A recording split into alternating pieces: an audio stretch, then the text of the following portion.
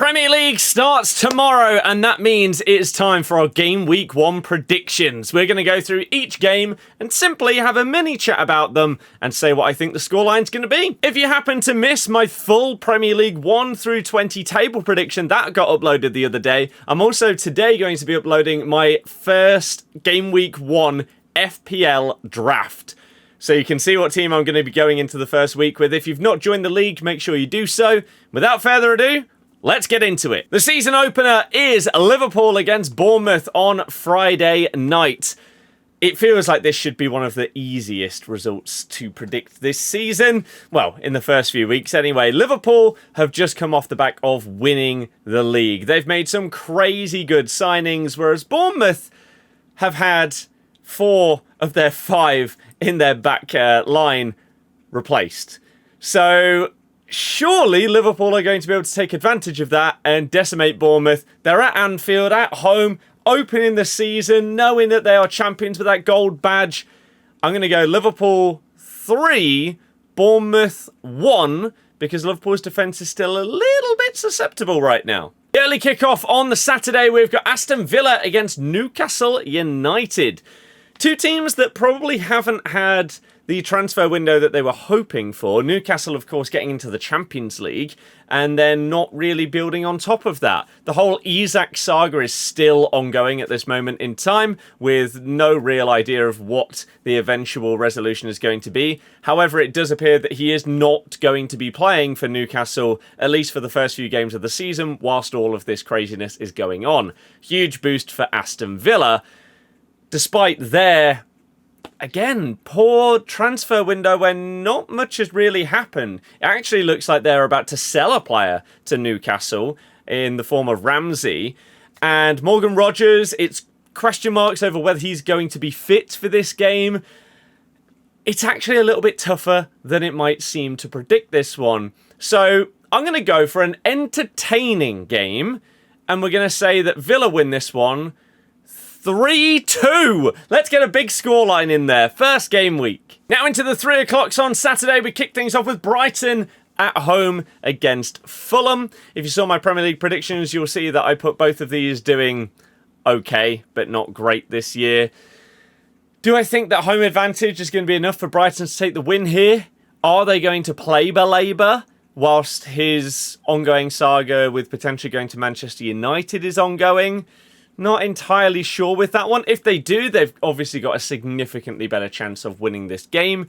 Let's assume that they do, and we're going to say that Brighton win this one 2-0. Sunderland against West Ham United. Now, for FPL purposes, I would like West Ham to win this game because I've got a couple of their players. Sunderland, of course, getting promoted to the Premier League. They've brought in a range of players. They've got some experience in the likes of Xhaka, an absolute leader and monster in midfield, and then some sprinklings of younger, up-and-coming prospect youth talent. So, potentially exciting team.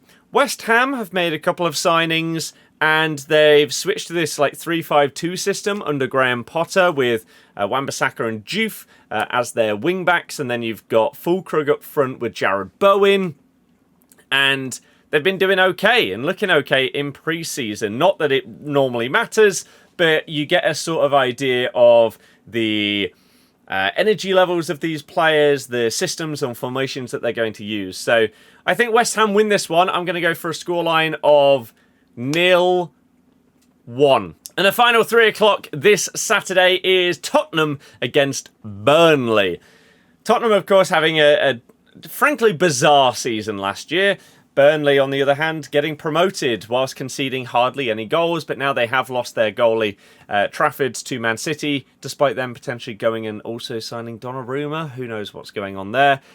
Spurs, under Thomas Frank, got beaten on penalties by PSG in the Super Cup final after being 2-0 up and being 1-up on penalties, but looking good and performing well against one of the best teams in the world.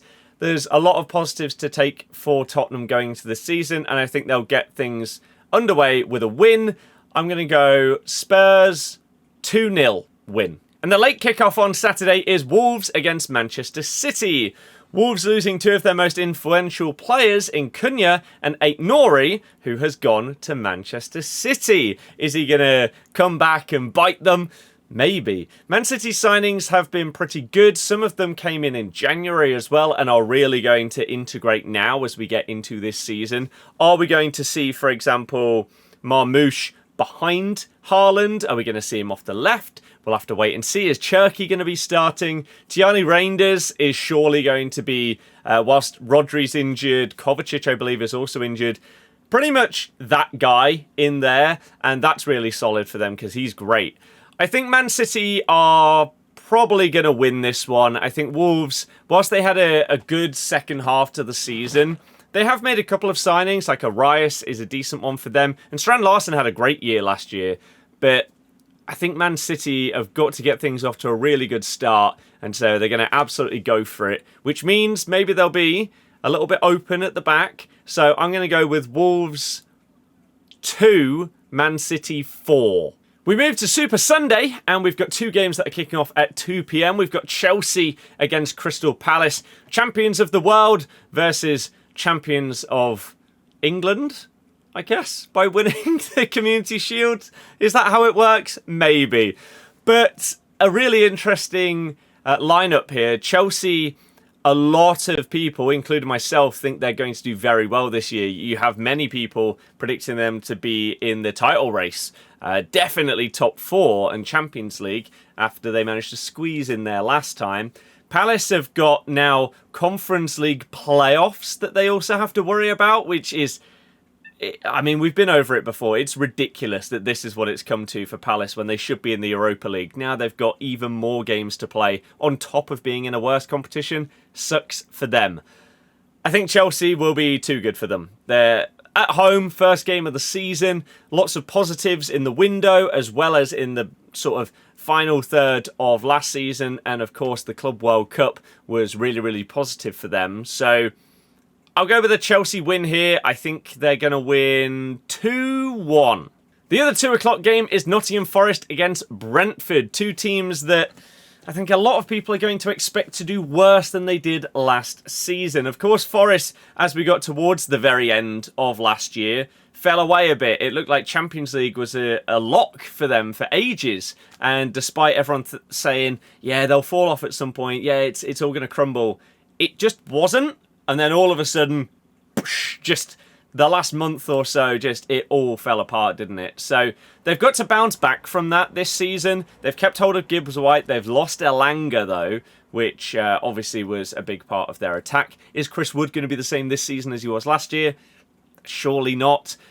But Brentford have lost Mbeumo. They might lose Wissa. They've lost Damsgaard, and they've lost the most influential part of it all, Thomas Frank, their manager. So I think for that reason, it's going to take a little bit of time for Brentford to properly settle. And I'm going to go with the Forest win here, 1-0. And the final game on Super Sunday is Manchester United versus Arsenal. I will be doing a watch-along for this game. As it stands at the start of the season, these watch-alongs will be on my main channel rather than this, my football channel, purely so that I can multi-stream to as many platforms as possible. As we go forward in time and as this channel grows, I would like to do watch-alongs on here. So we'll see how that goes. This is a really interesting one, isn't it? Because Man United have changed their whole front line, and that is obviously massive, especially in this Amorim system. Is that going to be the thing that all of a sudden it clicks and they're incredible? Maybe. I still think that second midfielder next to Bruno, though, is a bit of a worry as it stands. Arsenal, on the other hand, they're still lacking that left winger. They need an out-and-out elite left winger if they're going to push for the title. But they've got their striker. They've got Gyökeres. Saka's back fit and ready. They've also brought in Damsgaard. They've brought in Zubimendi as well, which should be really, really good for their midfield.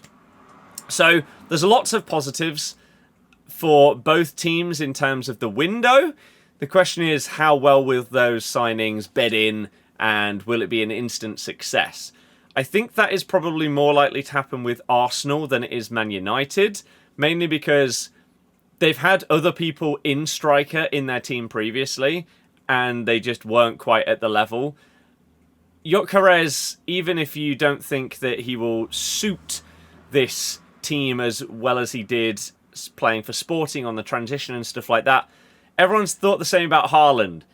Turns out, if you have a great finisher that just has good movement and gets in great positions, they'll score a lot of goals. So I think he'll be fine. And for that reason, I'm going to go with Man United 0, Arsenal 2. And the final game to kick off the new season in Game Week 1, we have got a Monday night football game with Leeds at home to Everton. Leeds, disappointing window so far. There's still time left. Things could change. But as it stands, really not ideal. They have just gone and signed ex-Everton Dominic Calvert-Lewin. Is that what you need to stay up? I think he'd be great as like one of two strikers that you potentially use and rotate, but as your main guy, not too sure on that one. Whereas Everton's window, really, really good. Barry looks like he's going to be starting. You've also got the likes of Kiernan Dewsbury-Hall and Jack Grealish who have come in. Grealish on loan, of course. And they look really, really exciting. And are they going to continue the form that they found after appointing Moyes last season? I think they will.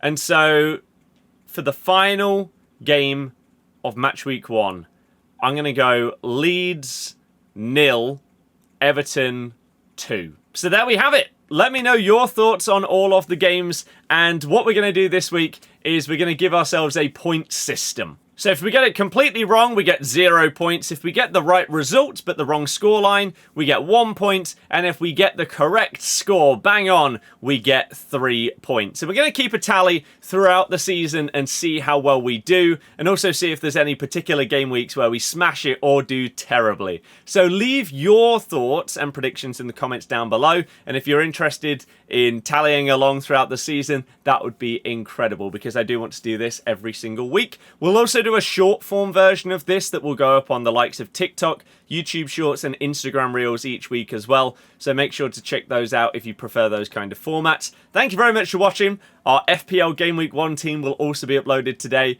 Hopefully you enjoyed that one. I'll see you guys soon. In a bit.